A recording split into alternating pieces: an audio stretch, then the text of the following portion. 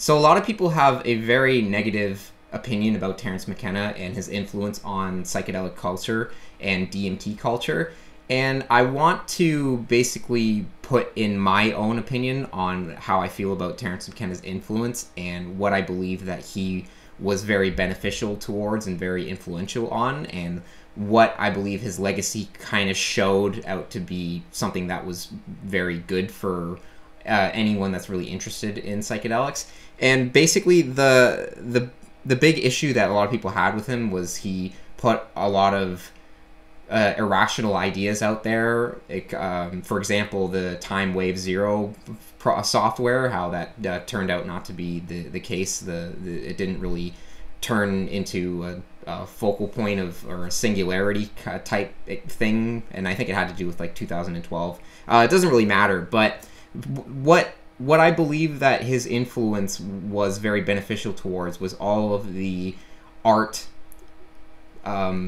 appreciation and connection with the psychedelic experience, because he was an art historian, so he was the first one that actually made the connection that these experiences might have a huge impact on the art world. And he would talk about how the psychedelic experience is almost like being blasted with incredible art pieces every second and every minute, and you're just he was saying that more art is being produced in one trip than in the 10,000 or in the 1,000 years of whatever our history of art was, and it's all happening in this one experience. So he was the first one that talked about the archetypes that the DMT experience had, specifically the circus and the carnival, and he would really get deep into those things where most people wouldn't even have any concept of that. So he was definitely ahead of the game in terms of all of that stuff. And I personally believe that his influence was very important to the culture, because you can see it in all the art that's being produced now. You can see a lot of artists, such as Salvia Droid. He's even paid respects to Terence McKenna by making him part of some of the pieces as a portrait type thing. And you can just see the kind of influence that Terence McKenna had specifically on the artists, because he was basically a pioneer in terms of understanding what kind of potential these things had for transforming the art world, and specifically the culture of psychedelic art and visionary art.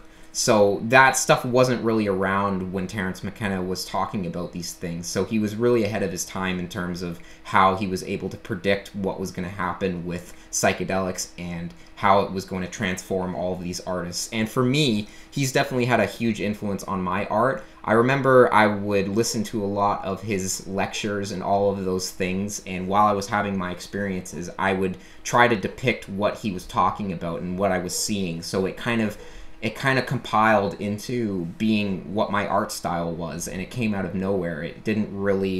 It wasn't really inspired by anything other than what he was speaking of and what I was experiencing, because I was resonating with what he was talking about. I was seeing the things that he was speaking about. So for me, it was just, this goes beyond any sort of rational science or anything like that. It's more of some sort of intuitive nature that is just something I connected with. And if I didn't have his influence, then I'm not even sure that my art would even exist. I don't even know what kind of art I would be making. It would just and obviously psychedelics played a huge part with that, because a lot of my work and a lot of my experiences were under the I guess perspective or teaching and tradition of what Terence McKenna was talking about. I spoke about in my other video how people that are younger, they're less likely to gain much from psychedelics because they don't have the underlying tradition and culture that can make them integrate the psychedelic experience properly.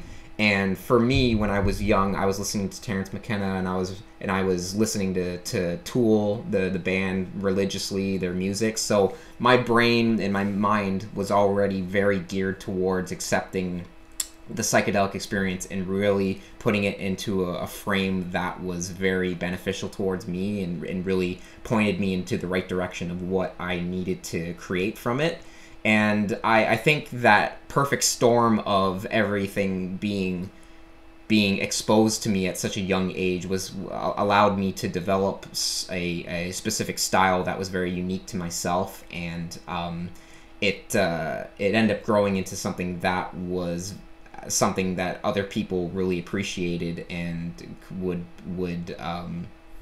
tell me is very unique. So I think that if his influence wasn't there, I don't really know where I would be. I'm not sure what kind of art I would be making at this point. I'm really glad that I had his influence, because I don't really care about the things he got wrong in terms of scientific theories. I care more about his influence on the art world, and the fact that he was a art historian and really understood the beneficial aspect of psychedelics and what they could do for the whole art world in general. So I would be interested to hear what you guys think, if you think that Terence McKenna was a good influence overall on the psychedelic culture, or if maybe you think he wasn't and doesn't deserve to be recognized the way he does. I personally believe that he should be recognized as a pioneer and as someone who made the culture better.